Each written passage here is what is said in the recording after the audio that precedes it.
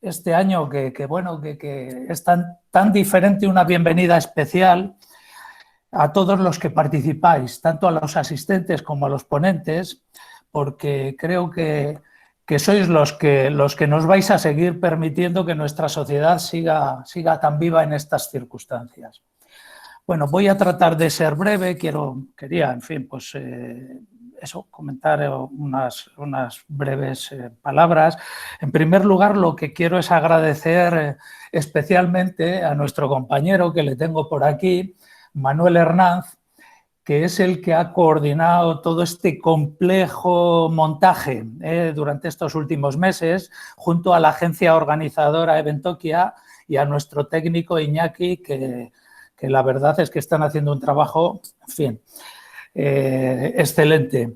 Quiero también trasladar unas palabras, estáis por ahí, aparte al comité organizador, veo algunos aquí en la pantalla, y especialmente pues, a Amador Domínguez y a María Esther Díaz. Por suerte, seguimos contando con ellas para celebrar nuestro congreso de 2022 en Santiago. Esperamos, por tanto, poder encontrarnos allí presencialmente el año que viene. Como sabéis, hemos hecho algunos cambios en el formato para hacerlo más digerible en esta distancia, aunque la temática central en torno a la psicoterapia la hemos mantenido.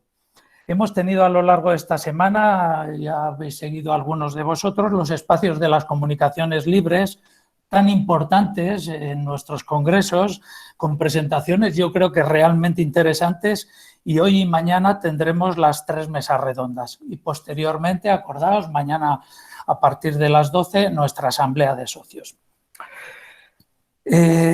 Nos están avisando desde muchos entornos, casi a diario en la prensa, en la opinión pública, o a veces se nos traslada personalmente en nuestra labor asistencial, que debemos estar preparados y que vienen tiempos difíciles. Se habla de, ya no sabemos, la enésima ola, donde la preocupación, incluso la alarma por la salud mental está adquiriendo un lugar más amplio y central en las vidas de las personas. Es cierto que los datos asistenciales de estos meses nos han puesto frente a un notable desbordamiento del malestar de nuestros conciudadanos. Mucho más patente, si cabe, en los niños y especialmente en los adolescentes. Es cierto que hemos visto que estamos asistiendo estos últimos meses a un aumento de la atención en urgencias, de las hospitalizaciones, de consultas por autolesiones, de descompensaciones graves de los trastornos alimentarios y de adolescentes que presentan ideas y conductas suicidas significativas. La impresión que tenemos es que las capacidades de contención de las familias, de los centros educativos, de la sociedad en su conjunto se está poniendo a prueba y a menudo está viéndose superada. Se propone con insistencia una respuesta de los especialistas de la salud, de nosotros, lo que implica necesariamente mayor inversión en recursos de salud mental. Se dice, se necesitan más psicólogos sobre todo. Ciertamente hemos vivido y seguimos en ello un cierto olvido en nuestro país de nuevo, aún más preocupante en la atención a la infancia en este área de la salud mental.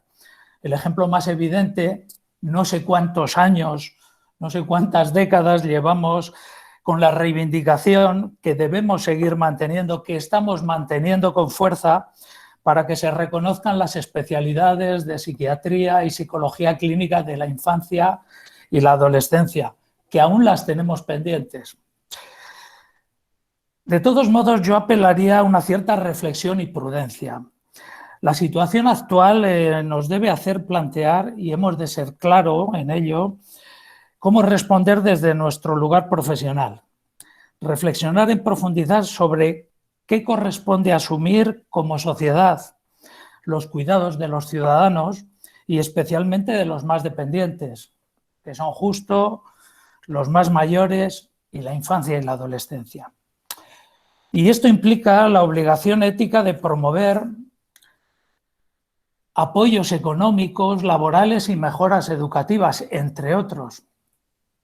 La atención a la salud mental no depende solo del ámbito sanitario y de los profesionales que nos hemos especializado en este área. A partir de aquí, sí que es verdad que tendremos que debatir qué es lo que entra en nuestra función. La psicoterapia, sin duda, debe ser hoy más que nunca un útil esencial para acompañar y atender las dificultades psíquicas y el sufrimiento de las personas. Asimismo, tenemos el reto de incluirla de manera adaptada a las nuevas situaciones. Bueno, quizá el ejemplo más claro sería el cómo hemos empezado a utilizar la teleasistencia, porque nos hemos visto obligados, o incluso, pues cómo nos estamos, digamos que comunicando en esta actividad formativa en nuestro congreso. Y yo creo que aprovecho para seguir insistiendo en la necesidad de una formación de calidad para el ejercicio de la psicoterapia. No dudéis que con nuestra participación en la estrategia del Ministerio, en la estrategia de salud del Ministerio, que parece que de nuevo se va a actualizar y que vamos a tener una representación junto con el resto de asociaciones del Estado y de otro tipo de entidades, vamos a tratar de defender digamos, estas reflexiones y estas posiciones que SEPIMNA ha tenido desde su creación. Bueno, ya voy a terminar, no quiero extenderme más, con un pequeño alegato a la esperanza. Tenía desde hace meses una cita en mi cabeza para compartir aquí. Creo que hoy tiene todavía más sentido. La cita es de un escritor suficientemente conocido, de Eduardo Galeano, que ya sabéis que con su gran sensibilidad con la condición humana decía a menudo: la felicidad es un trayecto, un camino, no es el destino. Y no hay mejor momento que este para ser feliz. Es este un momento en que todos seguimos aún un poco, o yo diría que bastante perdidos, esperando no se sabe bien si un retorno a nuestra existencia anterior, cómo vivíamos o cómo éramos antes de que el COVID estuviera en nuestras vidas. Ahí viene a acordarse de esta idea de que siempre se añora aquello que se pierde. O bien una huida, esperamos una huida a un futuro después de esta especie de peste que nos ha tocado. Lo imaginamos algo idealizado, un maravilloso verano, que ya está por venir ahí prontito, o más aún se habla de los nuevos felices años 20 del siglo XXI. Quizás yo creo que sería mejor plantear, a modo de elaboración algo depresiva, si seremos capaces como sociedad de cambiar algo, manteniendo al mismo tiempo lo esencial de vivir, la confianza en las relaciones humanas, para disfrutar del placer de la compañía, pero sobre todo buscando su mejor cara, la solidaridad y la colaboración, que van a ser tan necesarias. Y recordarnos cada día al despertar que vivir es siempre una incertidumbre, pero también un regalo. Termino ya manifestándoos de nuevo la satisfacción y agradecimiento de toda la Junta de SEPIMNA por vuestro apoyo. Doy por inaugurado este congreso especial. Vamos a dar paso ya, en cuanto podamos, a la primera mesa de la tarde de hoy. Muchas gracias.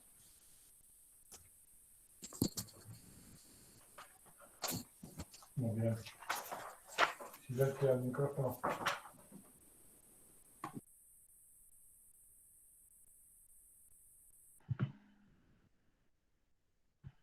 Buenas tardes.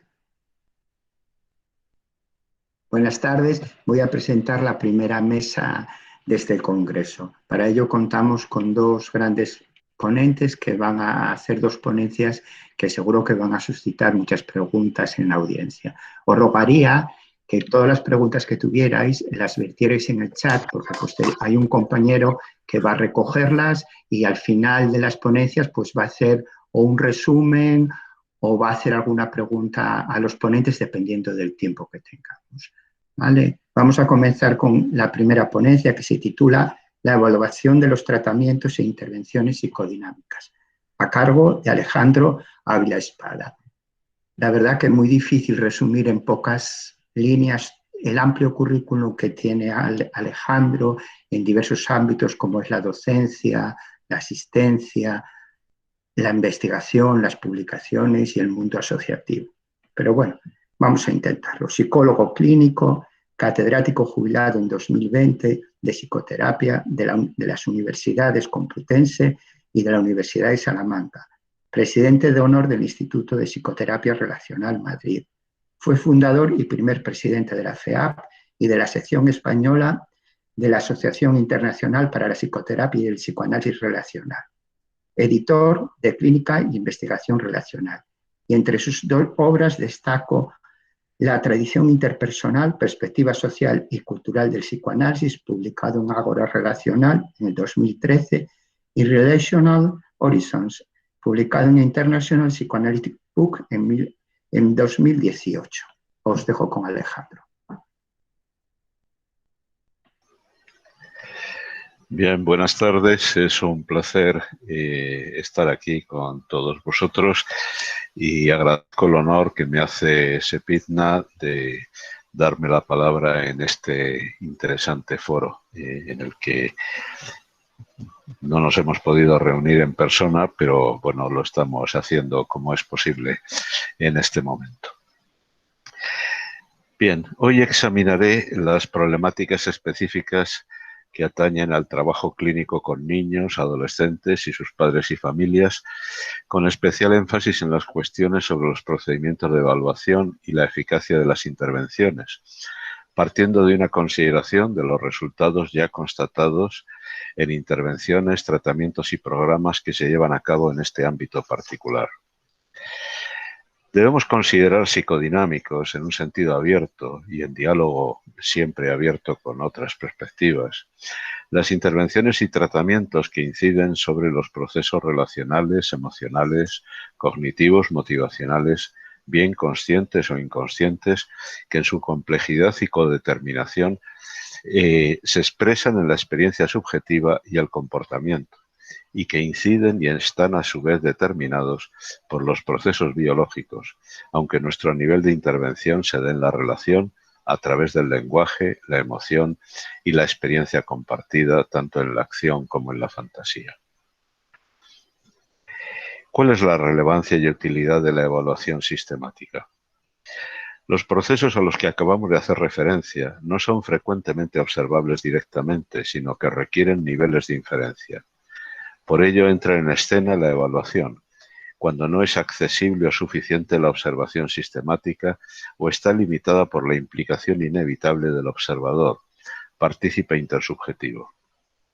La evaluación, a través de aportaciones metodológicas e instrumentales, nos permite ampliar las categorías de la experiencia y los procesos observados, estableciendo criterios y categorías definidas en ámbitos centrales a la determinación del cambio, qué lo produce y cómo se produce ese cambio. Me refiero a los procesos de vinculación, por ejemplo, los patrones de apego, los procesos de agencia personal, los procesos de mentalización, de categorización y expresión emocional, de patrones relacionales observables en el funcionamiento interpersonal, de la regulación y dominancia relativa de los sistemas motivacionales que determinan experiencia y comportamiento.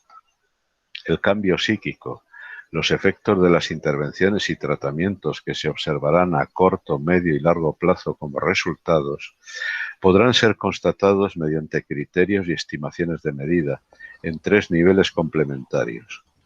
Primero, al observar y evaluar cambios sintomáticos definidos, que es a lo que habitualmente nos referimos como síntomas evaluables. En segundo lugar, al observar y evaluar cambios en los procesos psíquicos. Son cambios porque se dan cambios en los patrones estructurales que determinan u organizan esos procesos. Y en tercer lugar, al observar y evaluar cambios en los patrones de relación, bien en su expresión social e interpersonal. Toda evaluación requiere el uso de algún instrumento para realizarla. Por ello, hemos de pasar a contestarnos la pregunta: ¿con qué instrumentos o técnicas de evaluación podemos medir o inferir los efectos y los resultados de las intervenciones psicoterapéuticas? No es posible responder adecuadamente a esta pregunta en una breve exposición como esta, pero señalaré algunos de ellos, poniendo en correspondencia nuestras estrategias de evaluación y las posibles técnicas a utilizar. Nos encontramos algunas de las principales herramientas desarrolladas en las últimas décadas para la intervención con niños, adolescentes y sus familias. Voy a dejar puesta momentáneamente una...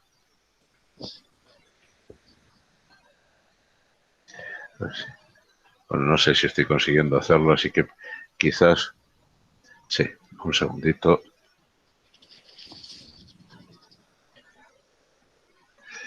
Bueno, no tiene demasiada relevancia, lo voy a retirar porque veo que por alguna razón no sale, aunque lo tenía preparado. En cualquier caso, no es este el contexto de una videoconferencia, el de entrar en un detalle de instrumentos o estrategias diferentes, porque lo sustantivo que vamos a revisar hoy es otro tipo de información. Como subraya Eulalia Arias Pujol en su reciente y excelente revisión, se trata de hacer posible que la investigación conecte la teoría con la práctica clínica. Esta autora ha partido en su revisión de la rica experiencia de investigación del Centro Anna Freud de Londres para situarnos en un escenario donde se pueden diferenciar las necesidades y posibilidades de la práctica asistencial pública y privada y donde se concilian las sensibilidades de 4 agentes presentes en toda intervención y, por tanto, en su evaluación. La familia, que busca ayuda para disminuir su sufrimiento y mejorar su calidad de vida; el terapeuta, que intenta promover el cambio en el niño y su familia; el gerente de la institución o del sistema que costee la intervención, que quiere endémicamente reducir costes y aumentar beneficios; y el investigador, que quiere conocer y descubrir procesos y procedimientos. Esto, obviamente, junto a los cambios movilizados y vividos por el niño o adolescente con el que estamos trabajando. Pasemos, pues, a revisar las aportaciones de la investigación a nuestros ámbitos de práctica clínica, teniendo en cuenta todas esas sensibilidades. ¿Qué sabemos específicamente de la efectividad de las intervenciones que realizamos con niños, adolescentes y sus familias? Recientemente, Shark y Barber han revisado la utilidad potencial de la investigación empírica de los procesos de cambio en la terapia psicodinámica infantil. La terapia psicodinámica para niños y adolescentes contemporánea se ha basado en una rica historia descriptiva de procesos terapéuticos que se inició hace más de un siglo con el relato de Freud sobre su tratamiento indirecto del pequeño Hans. La primera etapa de la psicoterapia infantil psicodinámica enfatizó la importancia de la interpretación verbal del comportamiento del niño, de sus verbalizaciones o del juego, como forma de lograr la reducción de los síntomas y la mejora del funcionamiento. Consecuentemente, la calidad de la relación entre el niño y el terapeuta empezó a ser tenida en cuenta como fundamental para los logros a alcanzar por la terapia psicodinámica con el niño, y a la vez pasó a ser un objetivo importante de la misma investigación de procesos. Los supuestos teóricos básicos y las diferentes opiniones sobre los procesos que conducen al cambio proporcionaron un marco para revisar los estudios de proceso existentes y otras investigaciones relevantes para la terapia psicodinámica infantil.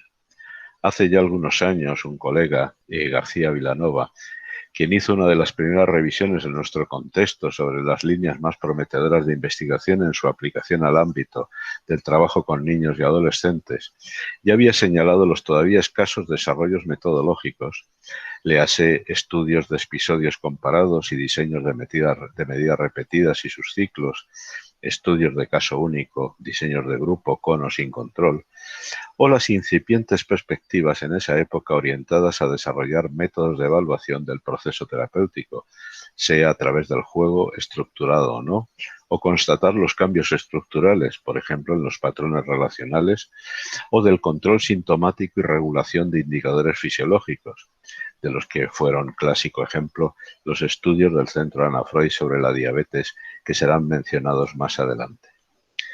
También el análisis de contenido aplicado al estudio de casos singulares. Pero los estudios realizados hasta los años 90 solo distinguían resultados para grupos diagnósticos muy amplios. Léase, trastornos internalizados versus externalizados, constatando la mayor eficacia cuanto más tempranamente se intervenía, mayor efectividad cuanto más jóvenes eran los niños y apenas se había focalizado el interés en la adolescencia o en el estilo, calidad y cualidad de la relación terapeuta-paciente. Se asumía, desde la teoría de la técnica, que la transferencia de imágenes, afectos y patrones relacionales, así como la calidad de los mismos, por ejemplo del apego, desempeñarían un papel trascendente, pero no se habían estudiado sistemáticamente. Ahora, 3 décadas más tarde, la situación ha evolucionado favorablemente, cubriendo buena parte de las carencias antes expresadas, aunque sin que se haya resuelto del todo el escaso número de estudios realizados. Ni la psicoterapia de niños y adolescentes haya dejado de ser relegada a un plano secundario si se la compara con la de los adultos. Con todo, ya disponemos de algunas revisiones metaanalíticas como la de Abbas, que arrojan algunas evidencias, en ese caso sobre las estrategias de intervención focales y de tiempo limitado, o las de Mithley y Kennedy, que será descrita más adelante tras revisar sus antecedentes. Antes de llegar a las revisiones metaanalíticas, la primera revisión sistemática se centró en los estudios de efectividad de la psicoterapia psicoanalíticamente orientada con niños y adolescentes.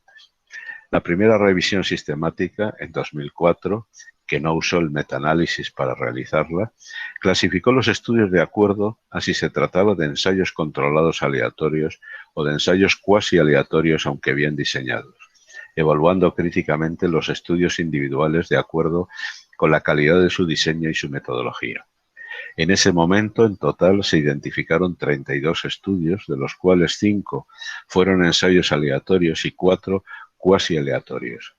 Si bien muchos de los estudios se vieron obstaculizados por las limitaciones en el diseño, especialmente por el pequeño tamaño de la muestra, la proporción general de resultados obtenidos favorables fue relativamente alta, del 15,6%, y llega hasta el 34,3% si se incluyen los estudios cuasi aleatorios, en especial si se compara con la proporción de estudios que utilizan un diseño aleatorio cuando se examina la gama completa de intervenciones mentales infantiles.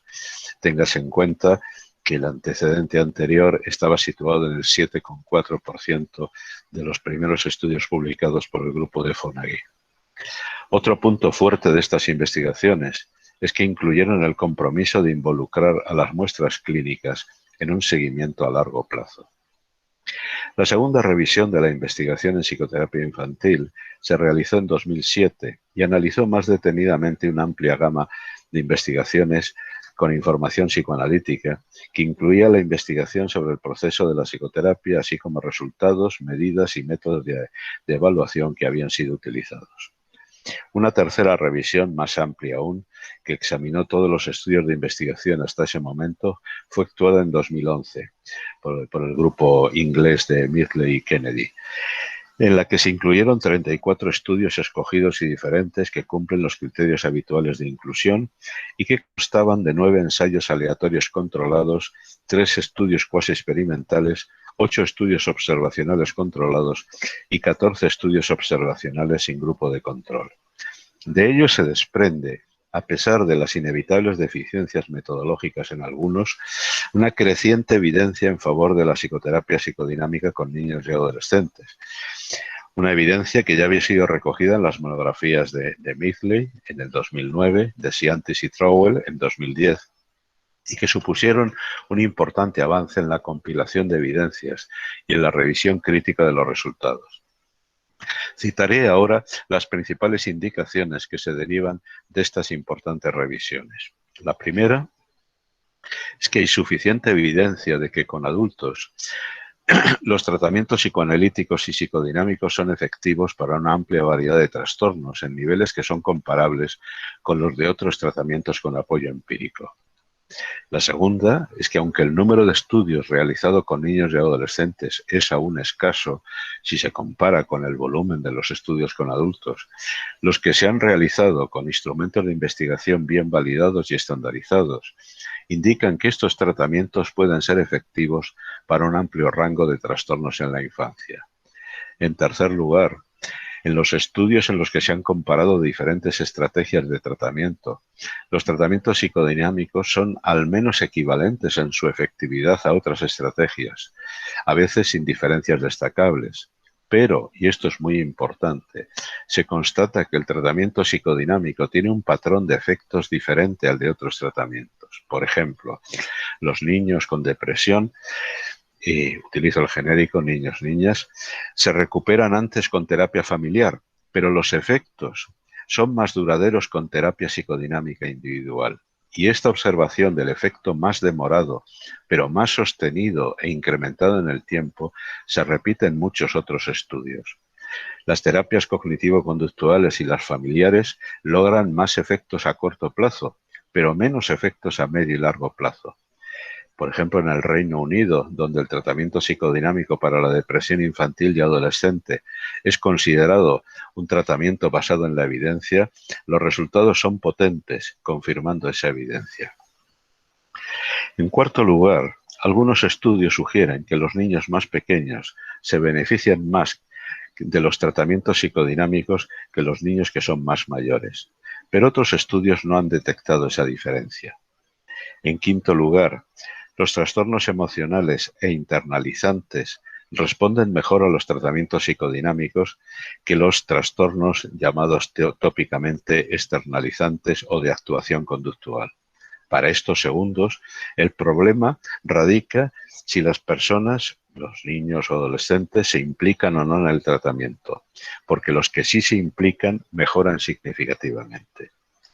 En sexto lugar, varios estudios muestran consistentemente la efectividad del trabajo psicodinámico con niños y jóvenes que han sufrido abusos sexuales, malos tratos y trauma en general. En este contexto, incluso intervenciones mínimas, puntuales o de corta duración muestran ser efectivas para situaciones y contextos de menor dificultad. Pero cuando se trata de problemas y trastornos graves, se evidencia que es necesaria una mayor intensidad del tratamiento. Por último, en esta primera síntesis, también se han señalado efectos adversos. Por ejemplo, si la psicoterapia dinámica infantil se lleva a cabo sin un trabajo paralelo con los padres, puede ser contraproducente. Y que una excesiva intensidad de las sesiones, por ejemplo, 3 o 4 semanales, puede generar mayor estigma en los adolescentes. En todo caso, la mayor motivación y el apoyo de la familia tiene siempre una relación positiva con los buenos resultados. Recientemente, en 2018, Kennedy, tras revisar las dos compilaciones que acabamos de resumir y la mencionada revisión de 2011, se centró en analizar los estudios sobre eficacia de la psicoterapia infantil con niños que habían sufrido malos tratos y negligencia, partiendo de los estudios Tavistock en este contexto, comparando a niños que habían sufrido estos abusos, su evolución posterior y su adaptación a los nuevos entornos de acogida. Aunque los estudios Tavistock eran descriptivos exploratorios y no estaban aleatorizados, ya pusieron de manifiesto que la tendencia a lograr avances significativos con estos niños se relacionaba con residir en ubicaciones más estables y contar con un buen apoyo de terapia externa. Como parte de este estudio, se realizó un estudio experimental de caso único más profundo con un niño de 10 años que había sido atendido a la edad de 9 meses, pero que presentaba dificultades significativas en el momento de la derivación. Recibió psicoterapia semanal durante 3 años. Se utilizó una gama de medidas estandarizadas desde múltiples perspectivas que fueron registrando sistemáticamente su mejora durante un periodo de seguimiento de 4 años. El estudio de intervención que realizó Trowell y sus colegas en el 2002, comparó el resultado de los tratamientos para niñas entre 6 y 14 que habían sido abusadas sexualmente. La psicoterapia individual psicodinámica focal de hasta 30 sesiones fue comparada con la intervención de psicoterapia grupal psicoeducativa de aproximadamente 18 sesiones. Además, ambos grupos disponían de trabajo con los padres o cuidadores. Las niñas fueron aleatorizadas en uno u otro tratamiento y los tratamientos fueron estandarizados relativamente. El estudio reveló que las niñas presentaban altas tasas de alteraciones psiquiátricas y que hubo una clara mejoría para ambos grupos después del tratamiento. El trastorno de estrés postraumático fue el diagnóstico más común, 73%, seguido del trastorno depresivo mayor, 57%, o del trastorno de ansiedad por separación, 58%. La psicoterapia psicoanalítica individual en este grupo parece haber tenido un impacto preferencial en las puntuaciones de las dimensiones de la escala de estrés postraumático, de reexperiencia de eventos traumáticos y de evitación persistente de estímulos en comparación con el tratamiento grupal. El trastorno de ansiedad generalizada demostró ser el más propenso a remitir, mientras que el trastorno depresivo y el trastorno de ansiedad de separación lo fueron menos, aunque 2/3 de aquellos con trastornos depresivos y la mitad de quienes sufrían trastornos de ansiedad de separación ya no presentaban esos indicadores psicopatológicos un año después del tratamiento. La evidencia apunta a que la psicoterapia psicodinámica podría ser un tratamiento efectivo para niños y adolescentes con cuadros ansiosos y depresivos y que es un facilitador importante de la reestructuración de las narrativas de la experiencia de sí mismos, de las representaciones de los otros y de la percepción de los entornos de cuidado y también de cambios efectivos en el comportamiento, que deviene así más funcional y adaptativo. También se ha establecido el impacto del estilo de apego de los padres adoptivos en la evolución saludable de los niños, confirmando la importancia de la psicoterapia conjunta o paralela padres-hijos. Ya desde el amplio estudio del Anna Freud Center, que se publicó inicialmente en el año 96, se había constatado que en general los niños diagnosticados con trastornos emocionales les fue mejor que a los diagnosticados con otros trastornos más externalizados.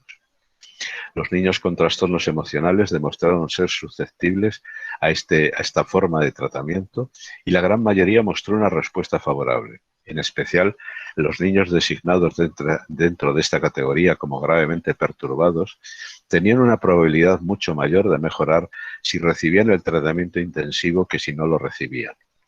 Nada menos que un 78,7% frente a un 26,1%. Resultados que se repiten en numerosos estudios similares en diferentes contextos culturales y en los que se subraya el mantenimiento o mejora de los efectos a largo plazo. Específicamente para la depresión infantil y adolescente, se realizó un ensayo aleatorizado multicéntrico en Londres, Atenas y Helsinki, que se publicó en 2007, que comparó la terapia psicodinámica focal, que incluyó el trabajo paralelo con los padres, y la comparó con la terapia familiar integradora de sistemas. Al final del tratamiento se observaron reducciones significativas en las tasas de trastorno para ambos grupos. El 74,3% de los casos ya no estaban clínicamente deprimidos después de la psicoterapia individual y el 75,7% de los casos tampoco lo estaban después de la terapia familiar. Hubo también una reducción general de las condiciones comórbidas en todo el estudio. Los cambios en los grupos de tratamiento fueron persistentes y hubo una mejora continua. Pero es muy interesante subrayar que en el seguimiento, 6 meses después de finalizado el tratamiento, el 100% de los casos que fueron tratados en terapia individual de orientación psicoanalítica, frente al 81% de los casos en el grupo de terapia familiar, seguían no estando clínicamente deprimidos. Si bien el resultado final parece haber sido similar, ambos efectivos indudablemente, se observó un patrón diferente de respuesta al tratamiento en los dos grupos. El trabajo familiar parecía tener un impacto inicial altamente efectivo, mientras que la respuesta al trabajo individual fue más lenta, pero más sostenida y mejorada en el tiempo. Complementando esta perspectiva, un pequeño estudio realizado por Horn en Heidelberg analizó la eficacia de la psicoterapia psicodinámica de larga duración para el tratamiento de la depresión en niños y adolescentes, en comparación con un grupo de control lista de espera. 20 niños y adolescentes que cumplían criterios de los diagnósticos de depresión mayor o distimia fueron incluidos en la investigación. El grupo de tratamiento recibió 25 sesiones de psicoterapia psicodinámica focal. En contraste con el grupo de tratamiento, donde el 20% de los niños mostraron una mejoría clínicamente significativa y confiable, ningún niño en el grupo de control cumplió ese criterio. En cuanto a los trastornos de ansiedad, otro pequeño estudio, con 26 sujetos, también del grupo de Heidelberg, comparó la psicoterapia psicodinámica de corta duración con un grupo de control. Mientras que el 62% de los pacientes en el grupo de tratamiento mostraron una mejoría clínicamente significativa y confiable al final de la terapia, solo el 8% de los sujetos en la lista de espera presentaron una mejoría equivalente.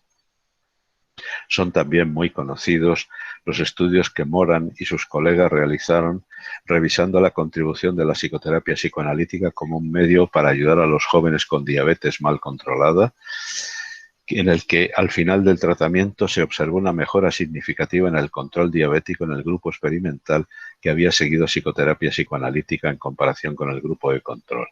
Mejora que se mantuvo al año de seguimiento. Sin duda, uno de los resultados más consistentes y relevantes es el de los efectos a largo plazo de la psicoterapia psicoanalítica de niños y adolescentes. El estudio de seguimiento a largo plazo del Centro Ana Freud examinó los resultados de la psicoterapia infantil haciendo ese seguimiento que ya hemos apuntado desde la infancia hasta la edad adulta. Este estudio fue diseñado para proporcionar una perspectiva de todo el ciclo vital en un grupo de niños con trastornos que habían recibido tratamiento en el centro cuando eran niños entre 1952 y 1991, con el objeto de valorar si los logros del tratamiento infantil se mantenían en alguna medida en la edad adulta. El estudio comparó a esos niños con sus hermanos que no recibieron tratamiento. En total, 34 expacientes y 11 hermanos de dichos expacientes participaron en el estudio, siendo entrevistados en profundidad y completando una serie de medidas de resultados. Los datos revelaron que aquellos que habían recibido tratamiento en la infancia funcionaban bien e informaban de bajos niveles de adversidad, relativamente pocos eventos graves en su vida y buena salud, con un uso mínimo de los servicios médicos. Mostraron también un funcionamiento adecuado de la personalidad en una amplia variedad de dominios y una baja tasa de trastornos de personalidad. El nivel de funcionamiento de los adultos participantes se relacionó significativamente con la seguridad del apego, y ese apego seguro se asoció con un mejor manejo y funcionamiento general. Un hallazgo clave del estudio fue que el mejor predictor del resultado en el adulto era el nivel general de funcionamiento cuando niño, que había sido valorado utilizando la conocida medida Hamstead de adaptación del niño, estimada antes de recibir el tratamiento en la infancia. El número de diagnósticos comórbidos al final del tratamiento también parece estar relacionado con un resultado adverso a largo plazo. Un estado de apego adulto seguro era la condición común para aquellos que pasaron desde un mal funcionamiento como niños a un alto nivel de funcionamiento como adultos. Es curioso resaltar de este estudio que a pesar de que los que habían sido tratados cuando niños tenían circunstancias más adversas, fueron los no tratados los que informaron de más sucesos negativos en su vida adulta. Los tratados, con éxito en la infancia, desarrollaron mejores patrones de intimidad en sus relaciones adultas. Un aspecto complementario de estos hallazgos ha sido abordado desde la perspectiva del paciente a través de la indagación de los recuerdos en los adultos, produciendo narrativas. Adultos que estuvieron en análisis cuando eran niños y revisando el significado que los participantes le habían dado a la experiencia de la terapia en el contexto de sus vidas posteriores. No solo cómo entendieron de qué se trataba la terapia, sino también cómo sentían que había afectado a sus vidas tanto como niños como adultos. Aunque el estudio es esencialmente cualitativo y sus aportaciones se consideran de interés para estudios posteriores, 2/3 de los entrevistados constataron que la terapia les había ayudado mucho en sus vidas, permitiéndoles ver las cosas de manera diferente, contribuyendo a su resiliencia y a sus capacidades de afrontamiento. Poco después de la revisión de Midgley y Kennedy, Abbas realizó otra revisión metaanalítica en la que escogieron 11 ensayos controlados con un total de 655 participantes tratados mediante estrategias de psicoterapia psicodinámica, si bien con una duración limitada de 40 sesiones, aplicada a niños y adolescentes hasta los 18 años y que presentaban una variedad de problemas clínicos como depresión, ansiedad, anorexia nerviosa o incluso desorganización límite. Los resultados mostraron que este tipo de intervención es efectiva en las comparaciones intragrupo pre-post tratamiento con tamaños del efecto que son robustos, que están en el orden normalmente de superior al 1, el tamaño del efecto del 1 o más, y que se incrementan en la comparación de la evaluación post al seguimiento. La alta heterogeneidad de los estudios revisados nos sitúa con cautela ante la generalización de estos datos, pero no cuestiona la evidencia de que esta terapia focal y de tiempo limitado pueda ser efectiva para una amplia variedad de trastornos en niños y adolescentes, siempre que este tipo de estrategias no se apliquen a sujetos con situaciones traumáticas relevantes o estrés postraumático en las que no serían adecuadas, sino probablemente retraumatizadoras. Voy a pasar a glosar mis conclusiones porque los datos y los indicadores que tengo recogidos son mucho más extensos, pero quizás no son encajables dentro del espacio del que disponemos hoy. Dado que los procesos relacionales, emocionales, cognitivos, motivacionales, bien conscientes o inconscientes, no son frecuentemente observables directamente, sino que requieren inferencia, como ya hemos apuntado, y que por ello tenemos que centrarlos en la evaluación indirecta de los procesos que se movilizan en la terapia. Es muy importante, por tanto, que tengamos un marco claro de evaluación estructural de estos procesos. Evaluar los procesos nos facilita evaluar las intervenciones. Intervenciones que inciden sobre dichos procesos y su efecto va a ser duradero.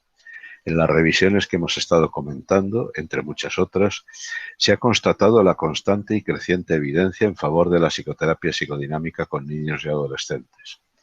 Tratamientos que pueden ser efectivos para un amplio rango de trastornos en la infancia y que en todo caso son al menos equivalentes a otros tratamientos, aunque su efecto puede demorar algo más en su presentación, se sostiene más y se incrementa con el paso del tiempo, siendo un resultado reiterado el que la psicoterapia realizada con niños y adolescentes deja una huella protectora y duradera para sus vidas de adultos. También que los trastornos emocionales e internalizantes responden mejor a los tratamientos psicodinámicos que los trastornos externalizantes y de actuación conductual. Y muy especialmente, la mayor efectividad del trabajo psicodinámico con niños y jóvenes que han sufrido abusos sexuales, malos tratos y trauma en general. También se constata la importancia del trabajo paralelo con padres y la importancia de tener en cuenta y trabajar acorde con el sistema de valores y referencias culturales que atañen a la familia y a la vida en la comunidad, en conexión con los servicios comunitarios, sociales, educativos, de salud implicados, especialmente si consideramos que la prevalencia de los trastornos de salud mental en la infancia y adolescencia, según los contextos, evidentemente, oscila entre un 10 y un 20% de la población.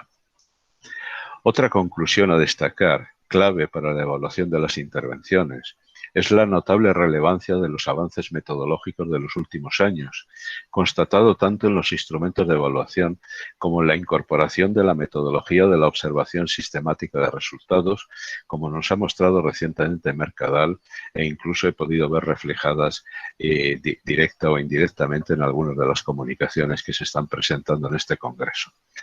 Planteamientos metodológicos más complejos y capaces de aunar diferentes estrategias y niveles de datos son un paso importante para hacer viables los ensayos controlados aleatorios en nuestro contexto, como ya se viene haciendo a partir de los modelos aportados por estudios basados en protocolos como IMPACT o IMPACT-Me.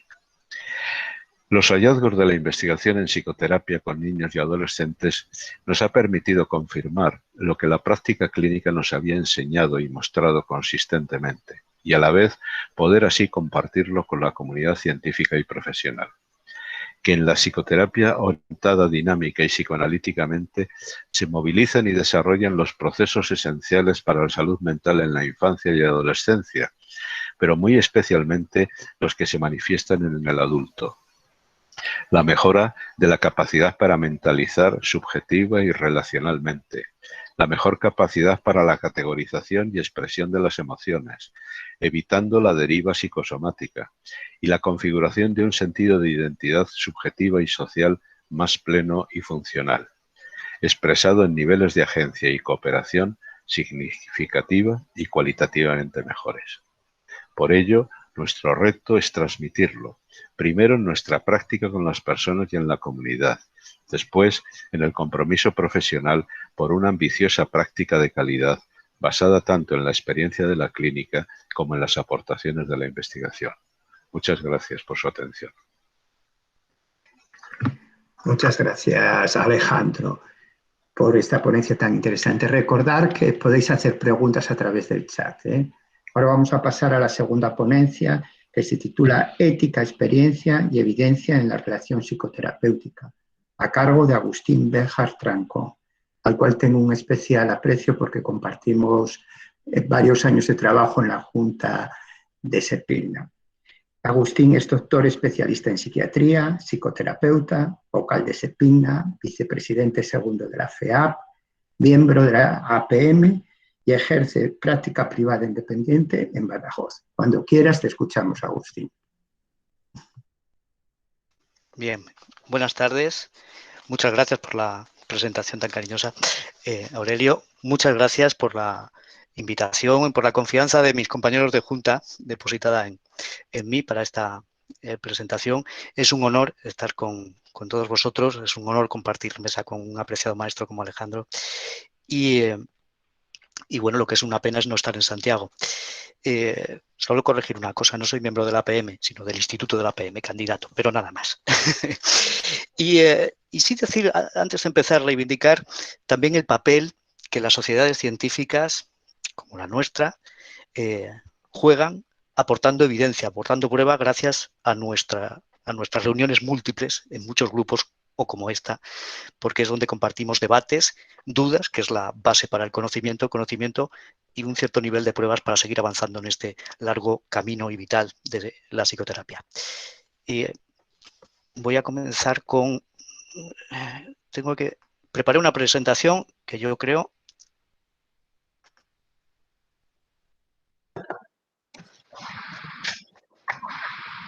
Ya me decís, me parece que sale... De momento no, Agustín. El presentar ahora que tienes en la parte inferior derecha. Ahora sí, Agustín. Gracias. ¿Ahora sí? Ahora vale, sí. Ahora ok, sí. le doy a presentar. Ok, muy bien. Bueno, pues mi propuesta es intentar dar voz a una perspectiva de los psicoterapeutas sobre lo que rodea a la cultura de la valoración, de la evaluación en la que vivimos y lo peculiar de la psicoterapia para ella. Como el no tan lejano debate sobre las pseudociencias nos estimuló a hacer. Ya Hipócrates estaba dándole vueltas a cómo manejarse con la transferencia, como lo prueba la prohibición que aparece en el juramento hipocrático sobre mantener relaciones sexuales con pacientes de cualquier tipo o condición. Bueno, esto lo trae Winnicott en la contratransferencia y me gustó rescatarlo porque muestra cómo desde antiguo ética, experiencia y pruebas van muy unidos. ¿Y por qué la relación? en la relación terapéutica? Pues porque si hay algo común a las intervenciones en psicoterapia, es la relación terapéutica. Este es nuestro mayor ingrediente activo, que como sabéis es como se llama lo que cura. Incluso desde la investigación empírica, en la corriente que estudia los factores comunes, evidencia que la relación terapéutica contribuye mucho más a la eficacia que la técnica empleada. Pero no hay relación terapéutica sin método y fundamento, y en el nuestro, en el psicoanalítico, lo característico es que la relación es nuestro objeto. Por decirlo así, trabajamos en el interior de la relación, en donde se construye la experiencia. Nuestra especie, en lo más característico, se formó a partir de un vínculo sumamente estrecho entre sus individuos, de donde surgió un nosotros y el yo y el tú, un mundo virtual, mental, en cada uno donde se escenifica el mundo con los otros, nuestro sistema de relación, que es el que, si sufre, intentamos sanar de su dolor. Por eso nuestro querido amigo y maestro Juan Manzano lo decía así en un artículo breve y yo creo muy esencial.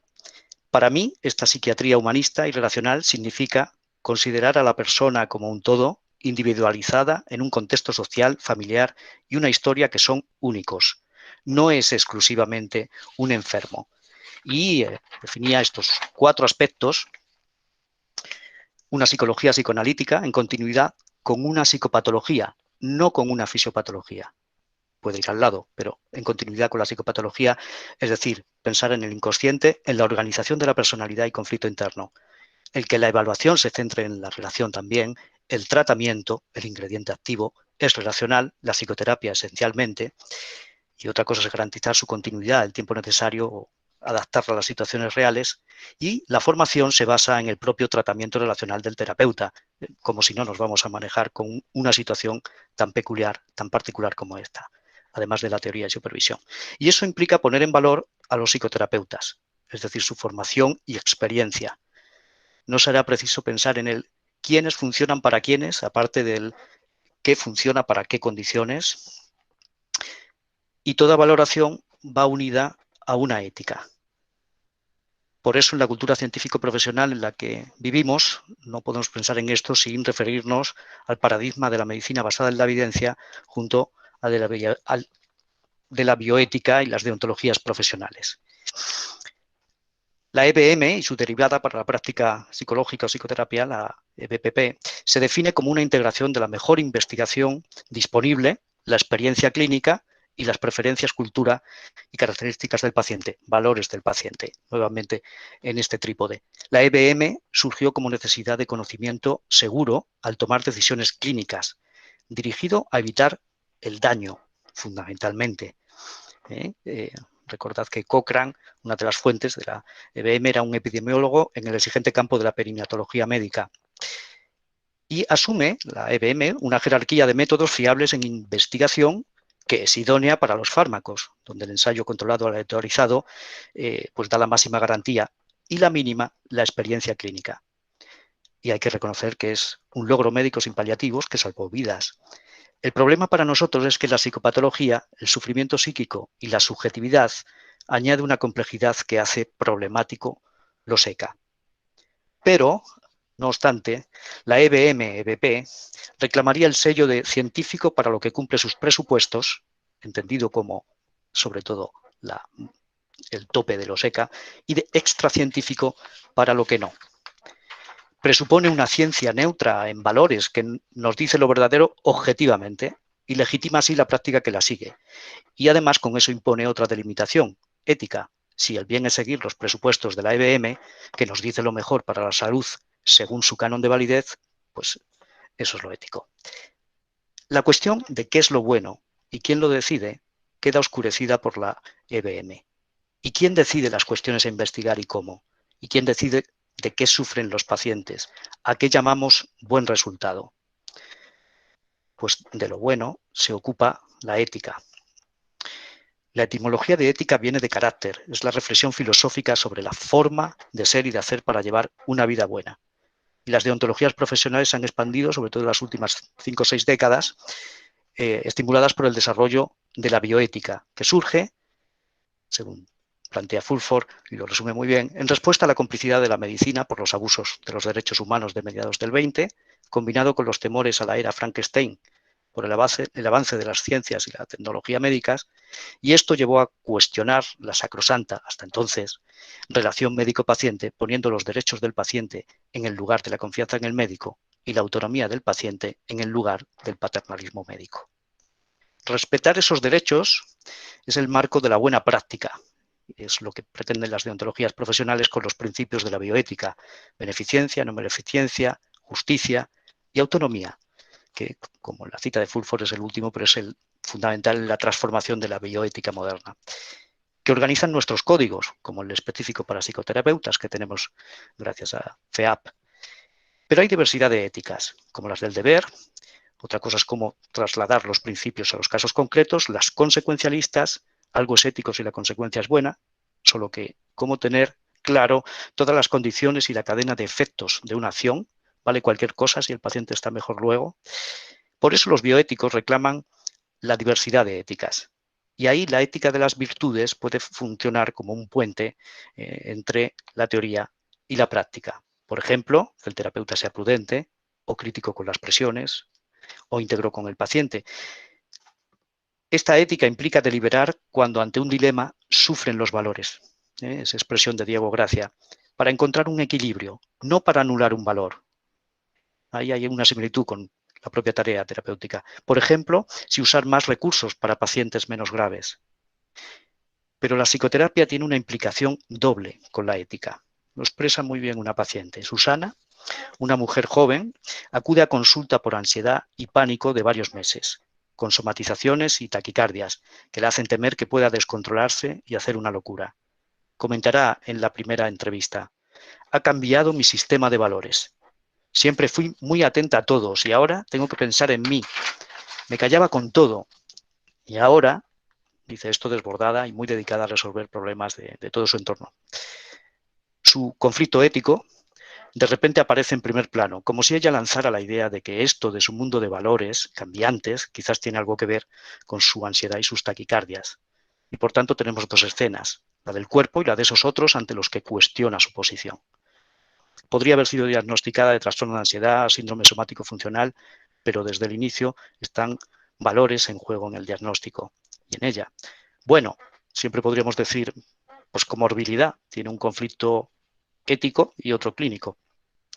¿Cómo es aquí el consentimiento informado? Pues si aplicamos la EBP, más o menos sería, mire, si tiene ansiedad generalizada y crisis de pánico, lo mejor para su salud, según la evidencia científica, sería ético dejar de lado su sufrimiento con los valores para los que no hay mucho ECA disponible. ¿Qué pasa cuando lo que está en juego es la autonomía? Y si el paciente no sabe a qué dar valor aún, ¿qué le pasa y qué quiere? Susana, a los pocos meses, llega a formular claramente: yo pensé que tenía un problema de ansiedad y que mis síntomas corporales eran de posibles enfermedades. Ahora veo que no. El problema es por qué llevo tanto tiempo funcionando así y cómo me han llevado a funcionar más así. Desaparecieron las crisis de angustia, eligió seguir indagando su mundo de valores cambiantes y descubrimos una problemática transgeneracional que ella encarnaba y que bloqueaba su amar y trabajar. Algo de los fantasmas de Freiberg estaban por allí. Entonces, ¿es más ética la EBP? ¿Nos sirve? La literatura crítica señala que en la EBM se ha impuesto el cientificismo, dando el valor máximo a la investigación y reduciendo el de experiencia clínica y valores del paciente. Y además que sigue una ética implícita, aunque diga ser neutral, que es el utilitarismo, con su base en el costo-beneficio a corto, que es como suele ser el utilitarismo. Y ambas cosas pueden dejar fuera gran parte del cuidado que necesitan los pacientes. En la guía de usuarios de la EBM se dice: al tomar decisiones para grupos de pacientes, considerar si estos beneficios merecen los recursos sanitarios consumidos. Vaya, no parece una cuestión muy empírica esta de si merecen. Y dejan aquí de lado además que los valores que se cuelan en la cadena de distribuir recursos también cuentan en qué pasa. Pero esta narrativa se impone incluso en los códigos deontológicos. Mirad esto es 2 párrafos del mismo artículo, la actualización del Código Médico Español, que se hizo en el 2018. En el 11, el médico debe emplear preferentemente procedimientos y prescribir fármacos cuya eficacia se haya demostrado científicamente. Fijaos en el preferentemente. En el 18, el método científico y la medicina basada en pruebas son el fundamento del conocimiento médico. El médico debe emplear procedimientos y fármacos cuya eficacia se ha demostrado científicamente. Es decir, no aplicar nada hasta que no se demuestre científicamente, con un ECA, claro. Es como si en el ansia de certeza se olvidara que el 90% de lo que se hace en medicina no ha pasado por la evidencia de un ECA. Ni siquiera la propia EBM ha pasado por un ECA. Y que la evidencia ECA, lo subrayo, porque claro que defendemos las pruebas, pero con esta jerarquía es importante, pero no de cualquier forma y por encima de todo. Eso la puede hacer perjudicial. Los códigos tienen el riesgo de convertirse en regulaciones legalistas, y quizá por eso los psicólogos y psiquiatras usan poco la guía de los códigos, según un estudio de Pastor reciente. Pero un ejemplo de cómo la ética puede reclamar otra forma de pensar es un artículo, ya un tanto antiguo, del 2006, de Goldstein y Diller, editores del Journal of Attention Disorder, que se preguntaban si el tratamiento psicosocial tenía sentido y si añadía algo o nada al tratamiento farmacológico de los niños con TDAH. Pues varios estudios señalaban que no, pero descubrieron que había un problema en los datos. Los niños de la clínica real tenían cuadros más confusos, pero posiblemente con menos sintomatología hiperactiva, y descubrieron que, como poco, las intervenciones psicosociales aportaron que los padres de esos niños sintieran mejor comprensión de sus hijos y que tuvieran mejor sentimiento hacia ellos. Por lo que tuvieron la honestidad de reconocer que el objetivo de la ciencia, que se basa en la comprobación, replicación y, son sus palabras, utilidad, no se centraba en cuestiones morales y éticas al intervenir con niños con problemas del desarrollo, y estos aspectos, sin embargo, eran cruciales. Menos mal. Esto les llevó a reconocer que había una falacia lógica en comparar medicación y psicoterapia. Acababan diciendo que la utilidad de la psicoterapia es el reconocimiento de una realidad moral y clínica, es decir, de una realidad psicológica. Parece que no habían leído la obra de Lassa sobre los niños hiperactivos. Pero gracias a la visión ética, estos autores, ¿se me oye? Gracias a la visión ética, estos autores incorporan algo a la práctica. Pero cuidado, ahora podríamos pensar también si por razones éticas algunos niños necesitarían algo más que psicoeducación o CBT. Así pues, si la EBP puede tirar al niño con el agua del baño, quizás la deontología pueda recogerlo. La bioética ayuda a pensar sobre los valores en juego y muestra que la EBP queda coja si se impone en exclusiva. Algo así planteó Winnicott en La cura. Él distingue entre cura-remedio, lo que ataja o resuelve algo de raíz, y cura-cuidado, dirigir a un sufrimiento que no tiene fácil remedio, la dependencia, que necesita un cuidado especial, basado en la confianza. La cura-cuidado sería nuestro campo. El psicoanálisis consiste más bien en proporcionar un marco profesional a la confianza. Y ese marco son unos principios, una deontología, la actitud profesional.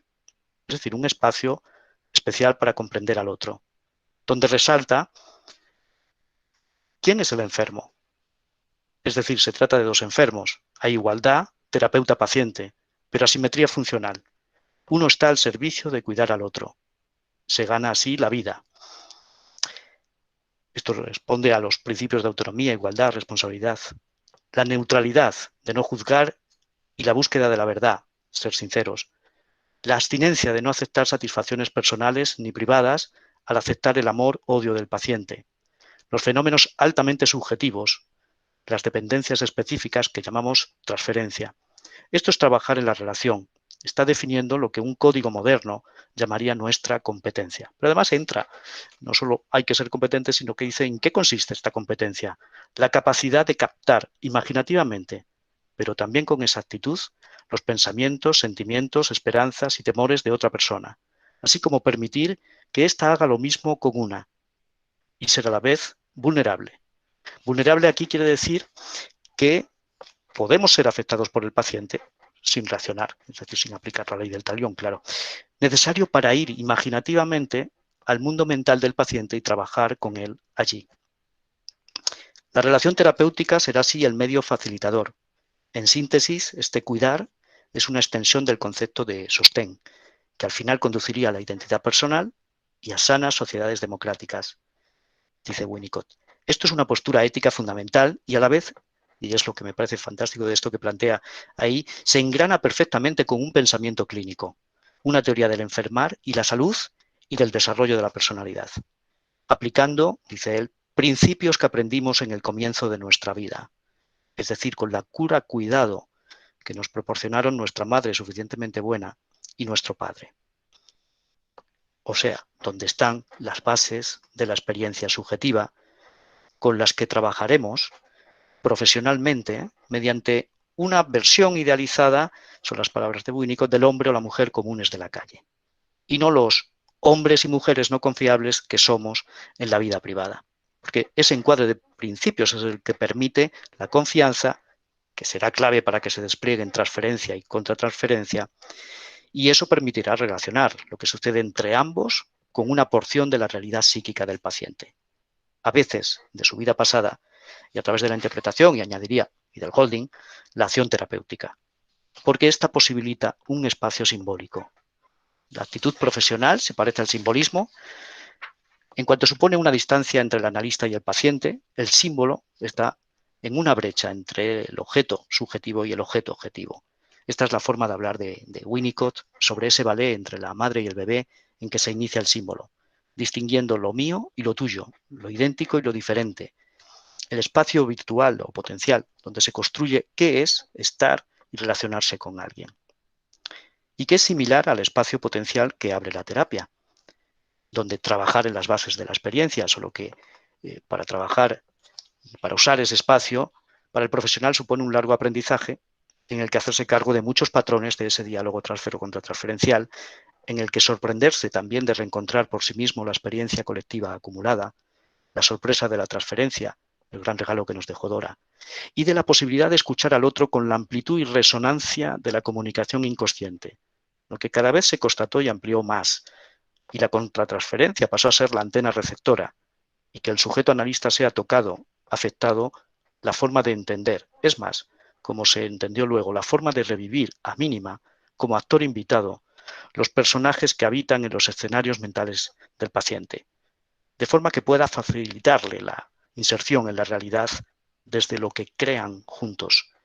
Y esto, junto a comprender la organización de la personalidad desde las relaciones más precoces, es, por decirlo así, la espina dorsal de un pensamiento clínico y un estilo psicodinámico de relación terapéutica adaptado a muy diversas patologías y contextos asistenciales, por ejemplo, hospitales de día y franjas de edad, como las psicoterapias madre-bebé, etcétera, y su extensión incluso a la relación asistencial en general, valga como ejemplo los grupos Balint, un legado de experiencia clínica fundamental que transformó la atención a los problemas emocionales.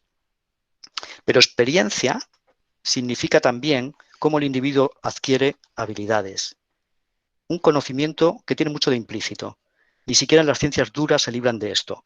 Hay una experiencia de un científico social, Collins, desde el 85, que puso en cuestión la replicabilidad en ciencia, con una experiencia, construir un tipo de láser en un laboratorio. Parece que no podían construirlo por mucho que tuvieran el manual de instrucciones muy detallado, sino que solo si había un científico que había estado participando en la construcción de ese láser en otro laboratorio podían hacerlo. Collins dedujo razones generales sobre la imposibilidad de codificar el conjunto de la experiencia implicado en ello. Esto para los láseres. Pero quizás por dedicarnos a la ciencia de la subjetividad, contamos con los dispositivos más adecuados para lo implícito, incluido lo inconsciente, en nuestro campo, como el análisis personal.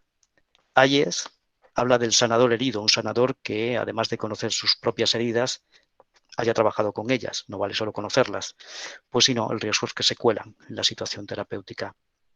A esto añadimos la supervisión como formación continuada, que es un ejemplo de dispositivo adicional para poder arañar más objetividad sobre el fenómeno complejo de la relación terapéutica sin anular su esencia. En esa línea hay métodos propios del psicoanálisis, como grupos de trabajo de caso con distintos formatos, que permiten experiencia y aguzar nuestra capacidad de escucha. Y en todo esto ganamos también experiencia y al menos un nivel de prueba, como fundamentalmente en el seguimiento de nuestros pacientes. Lowell en el 60 lo expresó el problema de filosofía de la ciencia que esto implica así. La interacción, sin embargo, no puede ser adecuadamente representada con el modelo de la neutralidad científica. Por tanto, una segunda idea fundamental que quiero traer al debate. En psicoterapia, la experiencia clínica en absoluto es secundaria a la investigación. Nuestros dispositivos de aprendizaje de la experiencia personal y clínica acumulada son los adecuados para el conocimiento complejo que implica. Pero, ¿cómo hacer comunicable nuestras evidencias? El problema con la jerarquía EBM es que el énfasis en el método cuantitativo puede hacer perder de vista el pensamiento clínico y el significado, y esto es todavía más agudo en nuestro terreno. No hay una ciencia única, sino diversas, con diversos objetos y metodología. Cachele propone una alternativa circular a la jerarquía piramidal de la EBM, de forma que estudios de proceso o de investigación sistemática de caso único, analógicos o naturalistas y cualitativos, reclaman tanta consideración empírica como los estudios de grupos. Un ejemplo, algunos hallazgos con métodos opuestos sobre la contratransferencia. He señalado algunos de los estudios que me parecían interesantes. Estudios cualitativos apuntan a la contribución del terapeuta y la comunicación inconsciente e inconsciente. Entre sus hallazgos, que la contratransferencia, entendida como forma en que el terapeuta tiene en su mente la mente del paciente, se extiende entre sesiones o a sueños y da forma a la microestructura de la conversación, el que los terapeutas expertos se abren mucho más a la influencia del paciente y más intensa contratransferencia, esto es lo que Winnicott llamaba ser vulnerables, la sincronización de afectos entre paciente y terapeuta en primeras entrevistas parece que puede predecir el resultado del tratamiento, o que los cambios significativos difícilmente se entienden solo considerando variables del paciente. Van precedidos a menudo por cambios significativos en la contratransferencia del terapeuta, sobre todo con pacientes con mecanismos más externalizadores. Y por otro lado, estudios de metaanálisis de la contratransferencia, como los de Ayes y colaboradores, que encuentran confirmación a que las reacciones contratransferenciales afectan negativamente el resultado del tratamiento y a que el manejo sensible de la contratransferencia mitiga las reacciones contratransferenciales y mejora los resultados. Algo que no nos sorprende, ¿verdad? Este es el paso de la investigación. Otra cosa es que pueda ser útil en difusión y formación, incluso para otros enfoques. El manejo de la contratransferencia es uno de los factores probablemente eficaces en el estudio de factores comunes, es su segundo nivel de valoración de eficacia, de 4. Pero también la investigación de resultados puede valorar la relación terapéutica cuando se incluye con seriedad en su diseño. Un ejemplo es el reciente estudio de Luzengen-Bolever y colaboradores. Este estudio muestra mayor eficacia a largo plazo de psicoterapia psicoanalítica frente a CBT y con cambios estructurales a 3 años con pacientes depresivos graves. Y serio porque participan psicoterapeutas bien formados en ambos modelos y señalando las fortalezas y desventajas de cada uno de ellos. ¿Por qué no parece que los gestores tomen nota de ello o de los sólidos estudios de seguimiento longitudinal como este de Nauer y Palacio Espasa, con cohorte de pacientes seguidos desde infancia a adultos en hospital de día y con variedad de abordajes psicoterapéuticos, más útiles en nuestro terreno que un montón de ECA, no todos bien hechos, sino algunos trucados, pues quizás por el efecto de ciertos fantasmas? Y así los nombra Schertler, quien con Leisenring coinciden en denunciar la superficialidad con la que la CBT se propone como la más científica y, sin embargo, su evidencia es menos robusta de lo que presentan. Las conclusiones de Leisenring es que ninguna psicoterapia es el estándar de oro. Parte de los sesgos son herencias históricas de luchas entre profesionales, pero esa difusión falaz genera toda una cadena de potenciadores de un modelo que emula la visión organicista. Algunos de los fantasmas los he señalado aquí. Selección de pacientes extrema y no adecuada a la realidad clínica. Schertler, por ejemplo, calcula que si contamos todos los pacientes, no solo los que descartan, solo el 11% de los pacientes que consultan obtienen buen resultado con las técnicas EBP y además no de forma mantenida. O se equipara cantidad con calidad, entrando en una especie de carrera sin fin por más y más y más metaanálisis. evitando publicar resultados negativos, aunque esto se ha corregido últimamente, o se asimila eficacia a comprobación de hipótesis etiológicas, o se evita comprobar el estilo real que siguen los psicoterapeutas, como por ejemplo la adherencia al estilo de la psicoterapia dinámica, diálogo abierto, foco en la relación terapéutica, pues predecía un buen resultado en ciertos estudios, no solo en terapeutas psicoanalíticos, sino en los terapeutas cognitivo-conductuales, todo el tema de la adherencia al modelo al investigar. Se falsifican los grupos control o se usan comparadores vacíos y no se refieren a cualquier estudio. Sedler cita, por ejemplo, un estudio sobre trastorno por estrés postraumático financiado por el Instituto Americano de Salud Mental norteamericano de 2011, en donde comparaba CBT con psicoterapia psicoanalítica como grupo control. Pero en el grupo control, los terapeutas eran estudiantes formados en un curso de 2 días sobre cómo había que aplicar psicoterapia dinámica y además con una consigna. Se les prohibía discutir el trauma que traía el paciente al tratamiento. Es un gran estudio sobre trastorno por estrés postraumático. O se confunde significatividad estadística con relevancia clínica. Ahí les cita el primer estudio del Instituto Americano también a gran escala comparando CBT interpersonal y farmacoterapia, donde los propios autores reconocían que la significatividad clínica era irrelevante. A estos fantasmas en la cocina de los estudios empíricos hay que añadir el poco eco que obtienen estudios serios, ocultos ante tanto humo de marketing. Añadamos la falta de actualización de los textos universitarios, potenciado en nuestro país, o los textos para el PIR, entregados al modelo EBP-ECA, casi en exclusividad. ¿Y qué es todo este gran acúmulo de datos? ¿Qué están investigando muchos de estos trabajos? El filósofo McIntyre planteó, ¿qué hizo Freud? No indicarnos un conjunto de causas para los datos, los síntomas neuróticos, etcétera, sino decirnos por primera vez qué eran los datos. Y los pacientes nos muestran a veces los problemas más complicados. Unos padres consultan por un niño de 20 meses con sospecha de TEA, pues solo emite ruidos, vocalizaciones y no decía mamá aún. Llegan a la segunda entrevista con la sorpresa de que parece que ha dicho mamá. Tuvimos la oportunidad de supervisarlo con Palacios Pasa, Nancer y Jairó en nuestro grupo de perinatalidad, uno de esos dispositivos que también nos aportan prueba y experiencia. Pero lo interesante ahora es un breve momento, que es cuando los padres, segunda entrevista, en el intervalo con la primera ha dicho mamá, y dicen esto, el padre, y esta mañana me estoy acordando, no sé, pero le oía decir ma. Luego me levanté, se puso a llorar, y según me lavaba, le oí decir mamá. La madre dice, me giraba la cara, pero yo no le hacía caso. El padre, no sé si por coincidencia, por decir algo, no quise intervenir. Carlos, mirando los juguetes, vocaliza ma. No sabemos si dice mamá, dice el padre, porque le sale, o mamá, porque es mamá. A veces dice cosas así, pa, y eso no quiere decir que sea papá, ¿no? En la situación de esta mañana yo creo que sí, era mamá, dice la madre. Cuando los padres, al oír pronunciar los fonemas, dudan sobre su significado, si quiere decir mamá o qué, y actúan como investigadores objetivos, pierden de vista que el significado para el niño tiene que venir de fuera de los datos, tiene que venir de fuera.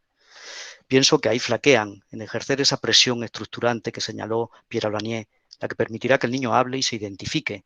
Las palabras definirán lo que mueve al sujeto, decía ella. Es sugerente comparar sus dudas con nuestro problema para pensar la experiencia y no buscar prematuramente en la estadística de los síntomas, como los fonemas, entender la realidad. Fulford plantea que en el modelo de ciencia actual la obtención de datos es teoría dependiente. Y Gregory Cohon piensa que tras la fiebre de la demostración empírica hay mucho de una especie de pensamiento asimbólico. Aquí encontramos un punto de unión con la práctica y experiencia de, yo diría, la mayoría de nosotros y con el problema de la transferencia entre investigación y clínica y al revés, y de la difusión. La sensación de que nuestras prácticas y experiencias de investigadores locales de organización de dispositivos con una gran adaptación situacional y buen cuidado se realizan y pasan y con el filtro y presión de guías y desconocimiento de gestores y algún que otro experto, su aporte para un buen cuidado se pierde. Tercera idea, por tanto, reclamar nuestra necesidad de pruebas apropiadas, denunciar el uso espurio y falaz de la evidencia sin matices como algo no ético, en contra de la buena práctica. Pero vayamos más allá de la evidencia. McIntyre también, a propósito de las burocracias weberianas, dijo que son cuerpos burócratas en la administración que funcionan como un instrumento impersonal, que repite consignas para poder tomar decisiones ejecutivas cuyo origen y sentido pueden haber perdido. Es como si hubiera otros fantasmas entre generaciones sucesivas de burócratas. Un ejemplo. En el texto de la cartera de servicios del Sistema Nacional de Salud encontramos lo siguiente en atención a la salud mental. Este es del 2006. Comprende el diagnóstico y seguimiento clínico de los trastornos mentales, la psicofarmacoterapia, las psicoterapias individuales, de grupo, familiares, excluyendo el psicoanálisis y la hipnosis. Lo sorprendente cuando se buscan las raíces del texto es que es exactamente el mismo texto, idéntico en 2013-2009 o este de 2006, y solo en 1995 la exclusión del psicoanálisis viene en un anexo sobre prestaciones no financiables. El cambio al 2006, el cambio de posición, supone un deslizamiento y confusión de significado radical. Esta confusión repetitiva, o menos técnicamente corta y pega, es un mantra que diría que el psicoanálisis no está incluido porque o bien es dañino o bien es perjudicial o es ineficaz. Es curioso, ¿no?, que entre las 500 terapias existentes, más o menos, se haga una lista negativa en donde están estas dos psicoanálisis entre ellas. ¿O será que la eficacia en España funciona de otra forma que en Alemania, donde está financiada por el sistema público de salud junto con la CBT, junto con la terapia sistémica, con determinadas limitaciones, por supuesto? Por aquella época, en el 95-96, Lain Entralgo, nuestro más internacional historiador de la medicina, decía esto en una conferencia Alfa y Omega de la psicoterapia Platón y Freud que organizó la madrileña. La terapia psicoanalítica trata de restaurar el orden anímico adecuado por obra conjunta del médico y el enfermo. Dentro de una concepción científica, la psicoanalítica, que hay varias, se trata de reinstalar al neurótico en su vida, él hablaba de la fundación del psicoanálisis, mediante una colaboración entre el médico y el enfermo. Esto es lo nuevo rigurosamente en la psicoterapia posterior al omega freudiano, y se refería al omega como el inicio de la psicoterapia moderna, no porque fuera el final. Claro está. El problema es que el mantra echa un velo también desde la gestión, sobre todo un pensamiento psicológico fundamental y sus prácticas derivadas. Va más allá de una falsedad y puede lastrar el futuro. Debemos hacer oír nuestra voz y reclamar no solo la relación terapéutica basada en la evidencia, sino una evidencia basada en la relación terapéutica para el cuidado que se necesita. Y acabo. Esta imagen corresponde a manos en negativo en la cueva de Maltravieso, en Cáceres, de hace 67.000 años, según la datación uranio-torio. Para mí refleja la unidad de la ciencia, la utilidad de la ciencia, en señalar más allá de ella, donde la naciente subjetividad nos sorprende. El inicio de los motivos morales. Muchas gracias. Gracias, Agustín. Ahora pasamos, Dolores creo que va a hacer un resumen de las preguntas o comentarios. Sí, buenas tardes. Bueno, es verdad que el chat no ha estado muy activo en cuanto a cuestiones, ¿no?, o preguntas, pero bueno, creo y estoy convencida de que ha tenido que ver con que las dos ponencias pues han sido muy, bueno, pues muy ricas en contenidos y hemos estado con toda nuestra atención puesta en no perdernos, ¿no?, todo lo que se estaba transmitiendo.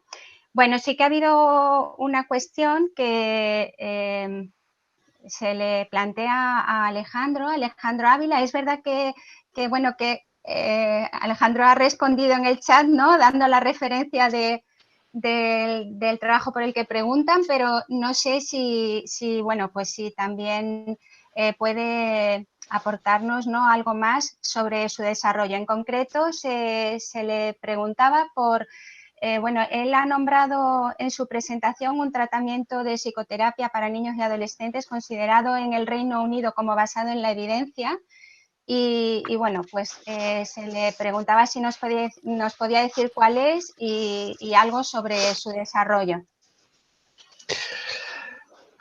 Bueno, gracias por la pregunta y por el interés en todo esto.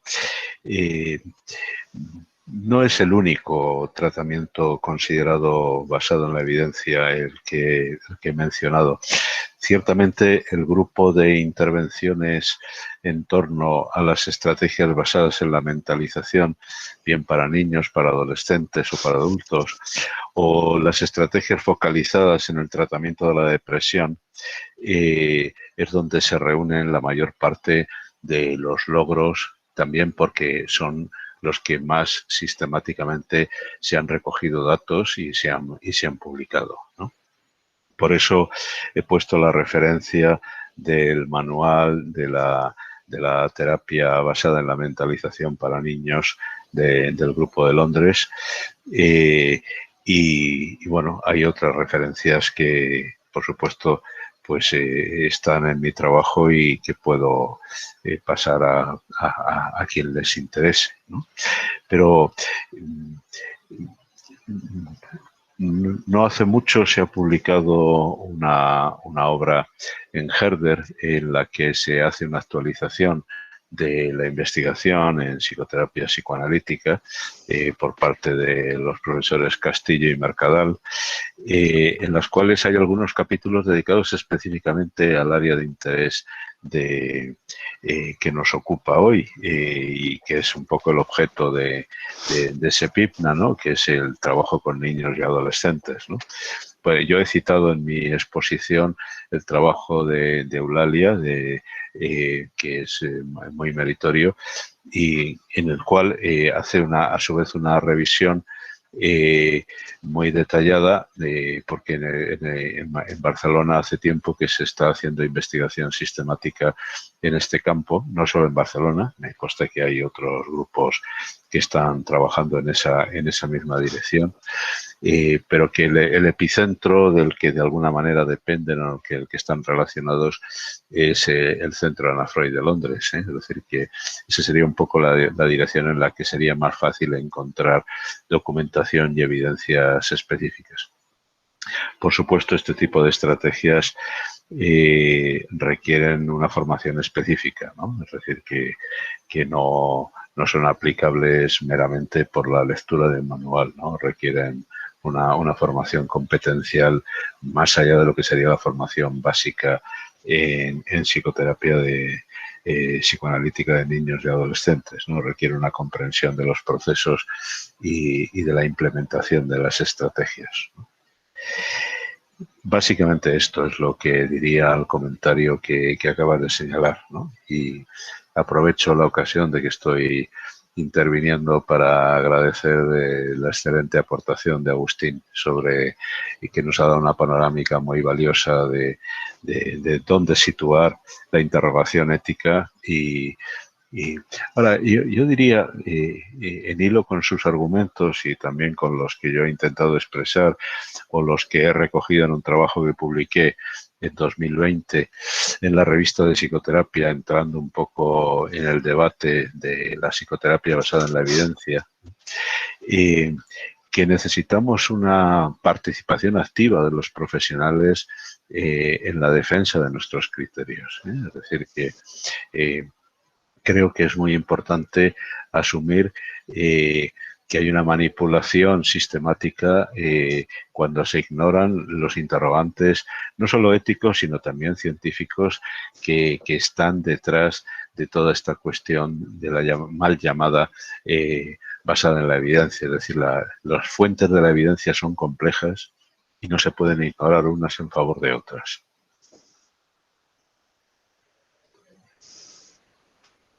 Yo quería hacer una pregunta que es tanto para Agustín como para Alejandro. Los dos nos habéis transmitido que hay evidencias fuertes de la psicoterapia psicoanalítica. Entonces, ¿qué deberíamos hacer aparte de hacer más investigación para que esto trascendiera y pudiera figurar en las guías de práctica clínica?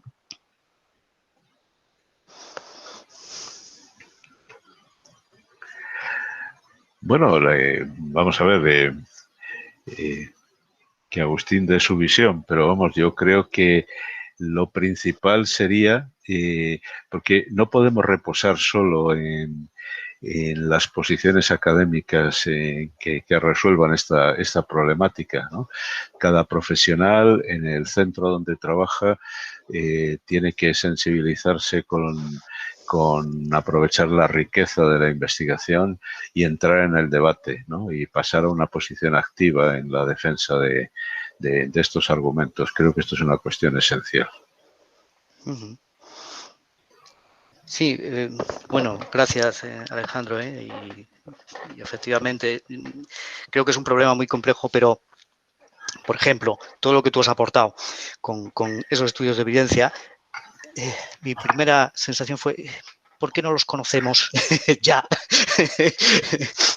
Quiero decir, cómo todo esto pasa, se oculta bajo la luz de todo un batiburrillo donde hay estudios buenos, pero hay un montón de cosas que no cumplen ni siquiera con los buenos criterios de investigación. Entonces, el tema de la difusión y de cómo difundirlo, bueno, pues una forma sería esta, a base de estas reuniones, de congresos, y cómo poder trasladarlo luego mucho más allá. Y luego, a mí me parece que, y por eso he planteado lo de los códigos deontológicos, por ejemplo, yo cuando vi la modificación del código médico, me impresionó. No puede ser la medicina basada en la evidencia el fundamento del conocimiento médico.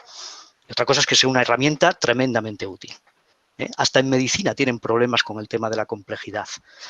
En determinados momentos en donde aplicar la base de la evidencia perjudica. Y si queréis muy brevemente un ejemplo de la obstetricia. En el 2000 hubo uno de los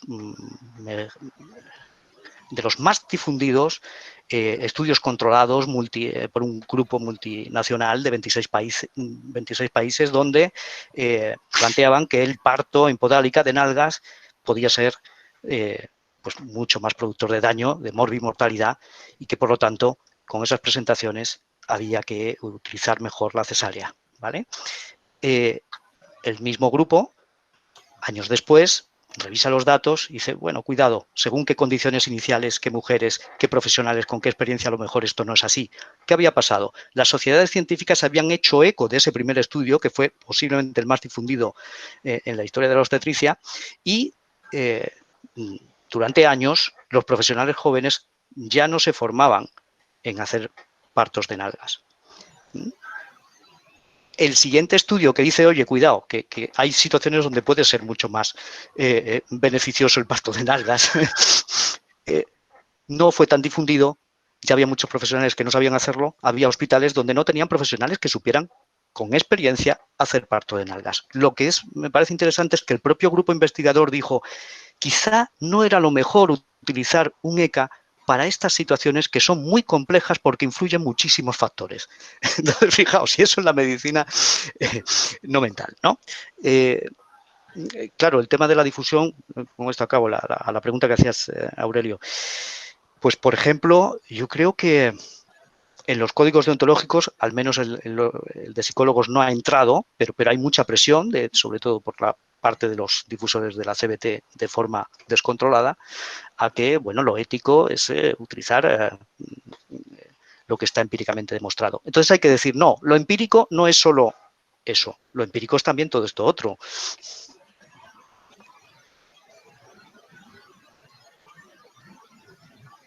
Sí. Sí, totalmente de acuerdo.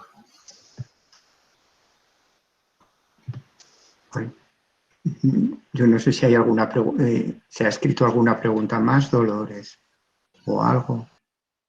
A ver, no se han planteado preguntas. Sí que Eulalia Arias, bueno, ha respondido, ¿no? Agradeciendo a Alejandro pues la cita, y bueno, ya nos ha puesto en el chat la referencia del libro también que ha mencionado Alejandro. No sé si quizás, no sé, si queréis comentar algo en relación a esto.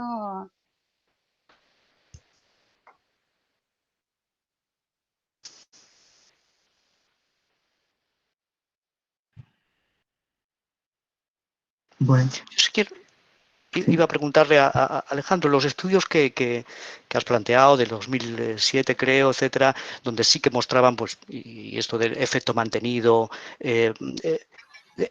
¿tú conoces si en Inglaterra, por ejemplo, porque yo creo que con el tema de las Giannice un poco pasan o no le dan la suficiente relevancia? ¿Conoces si sí consiguen, digamos, ser consideradas también por los gestores políticos y poder entrar a formar parte de las recomendaciones que luego hacen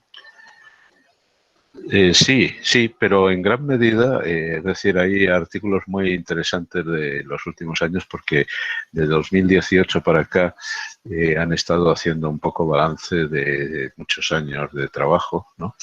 Creo que hay un artículo de Mary Target en el cual reflexiona sobre estas cuestiones. Creo que el propio Peter Fonagy también ha publicado algo recientemente. Pero tiene mucho que ver con que esto se consiga, que se consigue por la actitud comprometida de los profesionales. Tengamos en cuenta, y no quiero simplificar porque como tú mismo estás subrayando es un tema muy complejo, que el profesional no tiene que, su prioridad única o principal no es la asistencia exclusivamente, tiene que implicarse con la defensa de un modelo de trabajo ante los gestores y tiene que colaborar con los programas de investigación. Si esto no sucede, se produce un efecto en cascada por el cual es muy difícil conseguir después que haya repercusiones positivas, ¿no? Creo que ha sido una orientación estratégica de trabajo implicada con los gestores, con los investigadores y con los profesionales de muchos años lo que ha hecho posible estos resultados, ¿no? Y aquí tenemos muy poco, tenemos cosas, afortunadamente las hay, pero tenemos relativamente muy poco en esta dirección, porque los profesionales en general se han desentendido de la problemática de la investigación o de la pelea sistemática con la defensa de los métodos y de las herramientas ante los gestores. Creo que esto es una cuestión esencial. Yo creo que podemos ir cerrando, estamos sobre el tiempo. Yo me quedaría con 3 ideas, que tenemos muchas evidencias y de un grado muy fuerte de la psicoterapia psicodinámica, de que debemos hacer más investigación y implicarnos en proyectos y que debemos defenderla ante nuestros gestores, nuestra forma de trabajo. Bueno, para finalizar, agradecer a Alejandro y a Agustín estas ponencias tan ricas. Muchas gracias. Gracias a vosotros. A vosotros, muchas gracias.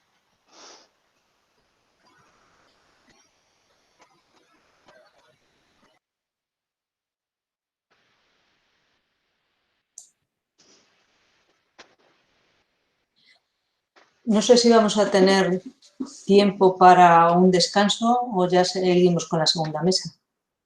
En el programa está un descanso de 1/4 de hora. Sí, soy... Bueno, te comento... ¿Se oye, Angélica? Sí.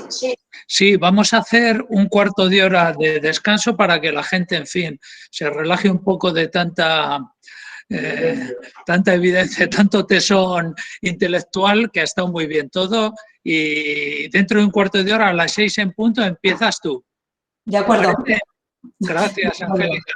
Hasta las 6, hasta luego. A las 6 a todos nos vemos. No os desenchuféis de la plataforma.